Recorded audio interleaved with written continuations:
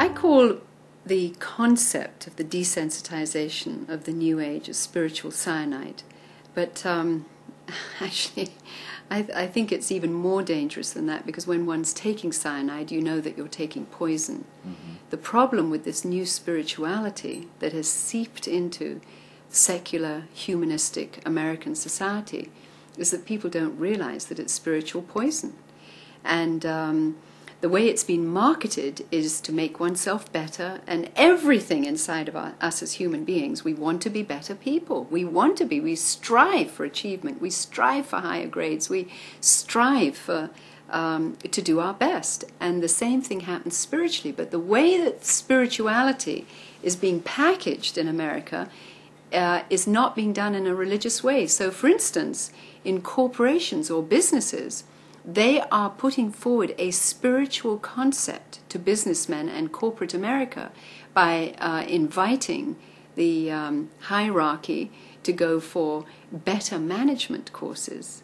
But actually, those better management courses are spiritual self-hypnosis and indoctrination into a whole Eastern worldview, into a whole spiritual concept that is contrary to biblical traditional values. So people don't understand that they're being spiritually indoctrinated.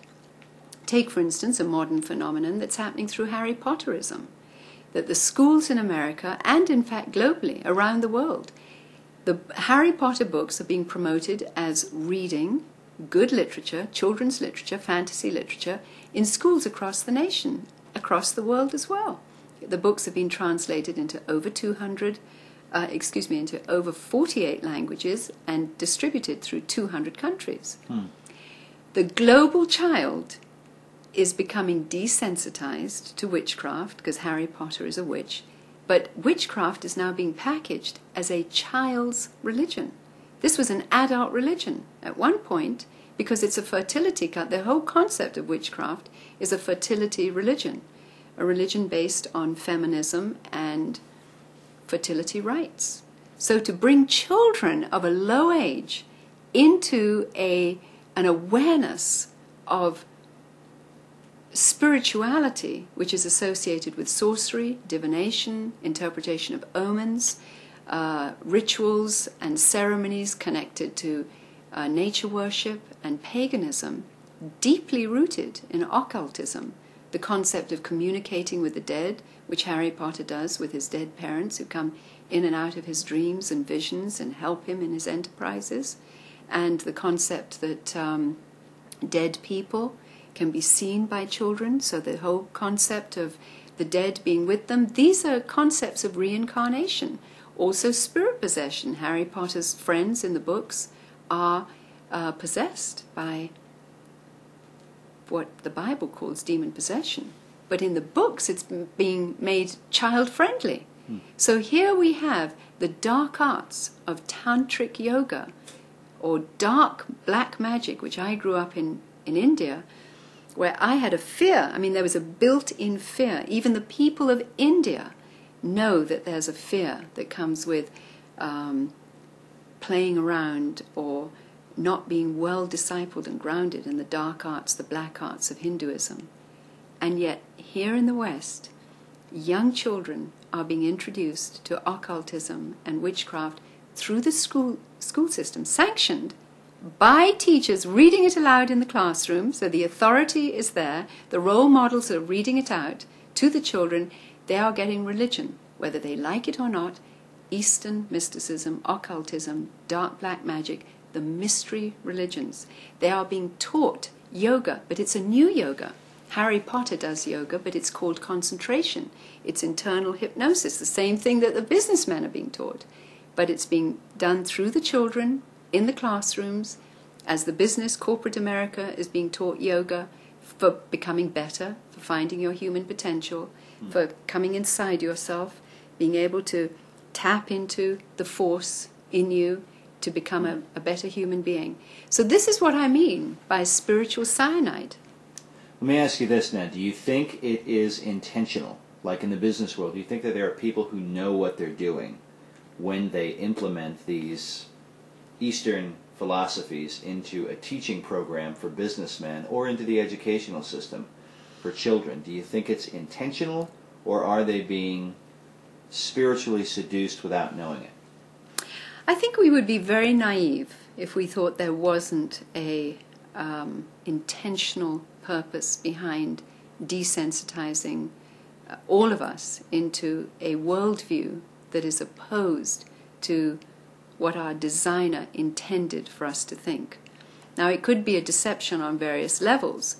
It's certainly intentional from a spiritual point of view, because we know who the enemy of God is, and that is Satan himself, who wants very much for man to stay away from the power that has been given to man in his communication and fellowship with God. And Satan wants to take that for himself. He wants to be able to control and keep man in bondage so that he can possess him physically on earth and eternally in hell. So on a spiritual point of view, it is definitely intentional, because we know that Satan's character is to destroy, kill, deceive. He's the father of lies. And his intention is to take man away from fellowship with God. We saw that in the Garden of Eden, where the Bible shows that he came to the two most perfect people. Well, the one, Eve, who eventually went to her husband Adam. She was perfect. She was created in God's image and likeness with no sin.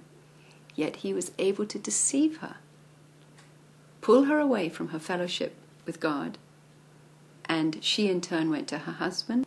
And here we are, decades later, in the holds of sin. And it needed God himself to step back into the world to give us the opportunity of coming back into a broken fellowship with him through the blood of his son, Jesus Christ. So in that sense, it's intentional. Now we also have a hierarchy of elitists who are steeped in the mystery religions, who want power. A very modern, a modern embodiment of that would be Hitler, who brought about the Second World War because he wanted power. He was in an occult mystery religion, and he believed that the Aryan super race could take over the world.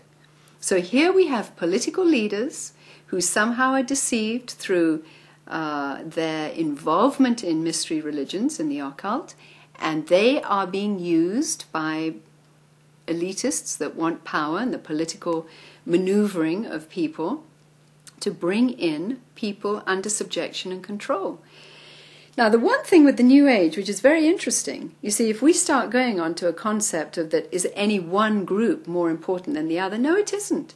2 decades ago, when I made the film Gods of the New Age, the New Age directory had over 10,000 networking organizations that were all working together.